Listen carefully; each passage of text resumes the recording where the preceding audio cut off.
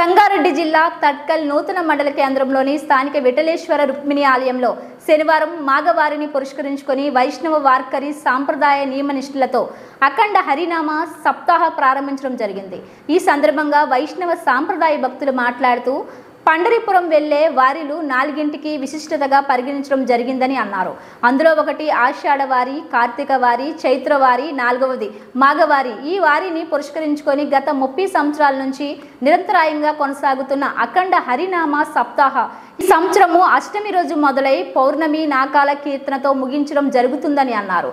ఈ కార్యక్రమంలో హనుమంత్ రెడ్డి, వండర్నాథ్ మహారాజ్, వీరేశం మహారాజ్, కోటగిరి దత్తు మహారాజ్, కమ్మరి ఈరయ్య మహారాజ్, వినాయకురావు మహారాజ్, శివాజీరావు మహారాజ్ తదితరులు పాల్గొన్నారు।